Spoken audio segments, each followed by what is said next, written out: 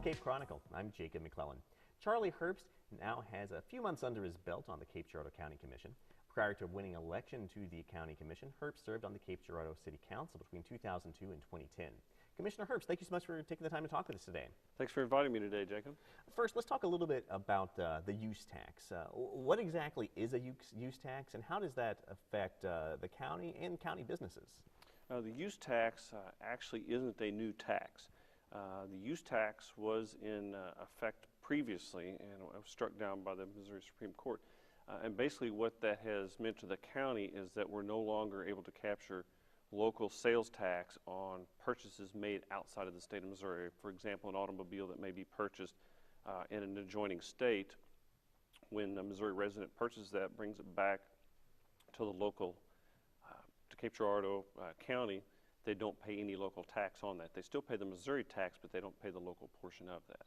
So if you want to purchase a car, you might go over to Illinois, purchase it over there, and you end up saving a little money on the taxes. Correct, you do. It's no hidden agenda there that you save money on that. And the reason that I and the Commission would like to see that use tax in place, and even on the state level, to be able to capture that, is because it's given an unfair advantage to, for example, car dealers in another state because of that savings, which could be $600 to $1,000 in tax. And we, of course, as a local county, want to encourage our residents to purchase locally, support our local dealers, local retailers, so that that tax money and dollars spent stay in our county, because those are the businesses that we go to help us to support our chili suppers, or our baseball teams, or basketball teams, and it may be your neighbor that needs that job also. How does that affect the county budget also, that those taxes aren't being collected? It's estimated around $250,000 a year, plus or minus, is the revenue that we're losing in that tax from the out-of-state purchases from that. And of course, $250,000 on a $12 million general revenue budget is quite an impact. For example, that $250,000 could build some new park shelters. It also could provide more employees if we need them in different elected officials' offices to provide the services to the citizens of the county. So in order for the use tax to go into effect, that would be something that voters would have to approve, right? Yes, the Commission actually could put it on as a ballot item.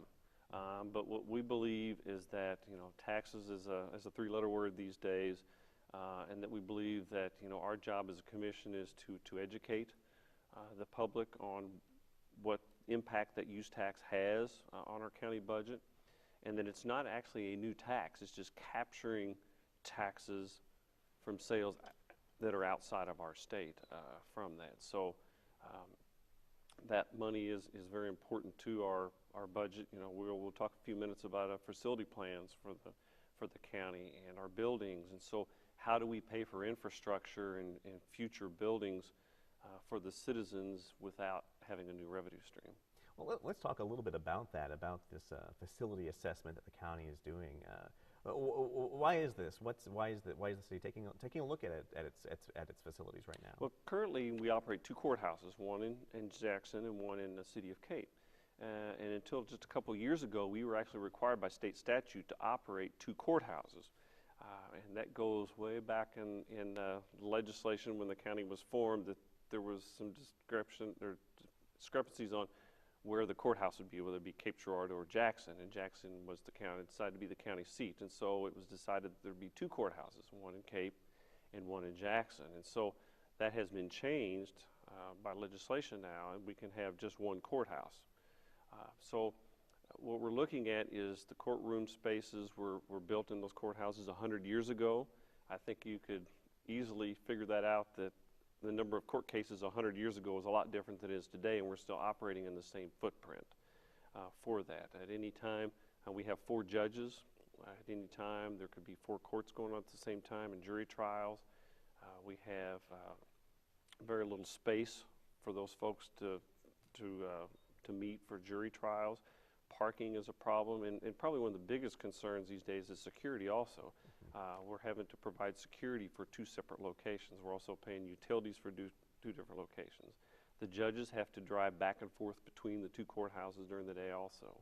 Sounds like there'd be a lot of efficiencies that could be gained by having just one courthouse. Yeah, very much so. And so as a part of that, instead of just looking at, okay, what do we need to do to build a new courthouse, or what kind of space do we need, we decided to do a countywide assessment.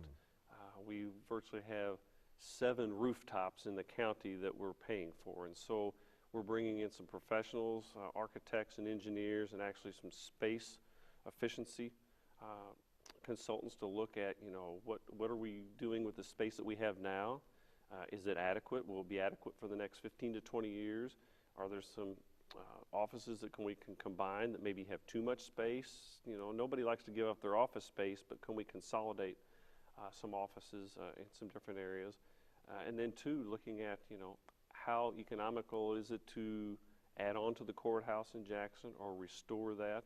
We have some property we've acquired near the Sheriff's Department in the recent years, so is that a footprint that we can use? So, you know, we could get a group of concerned citizens around Cape Girardeau to have some input on that, which we will, but we believed it was best investment in our dollar to hire a consulting firm that has done this in several counties in the state of Missouri and actually take advantage of the studies they've done in their counties. Right. You know, you served on the Cape Girardeau City Council for 8 years. What have you seen as kind of the differences between serving on City Council and real quickly on the commission? Yeah, it's a big difference. You know, on the City Council, you're actually in a kind of a board of directors role, an advisory role, and a lot of ministerial acts in terms of, you know, your job is to pass ordinances that as they come along, and resolutions, and actually, you know, approve the budget. And there's a city staff that actually runs the day-to-day operations of the city. The commission's a little different because the 3 commissioners are the ones that run the day-to-day operations of the county. Somebody calls in with an issue or a problem, we have to take care of that. And we do have some departments within the county government we can assign that to. When I was a city councilman, if somebody would call me with an issue, a problem, a dispute, whatever it may be, then I simply called the city manager's office. And they took care of it. And they took care of it. Charlie Herbst is a Cape Girardeau County Commissioner. Thank you so much for coming by. It's been a pleasure talking with you. Great, thank you.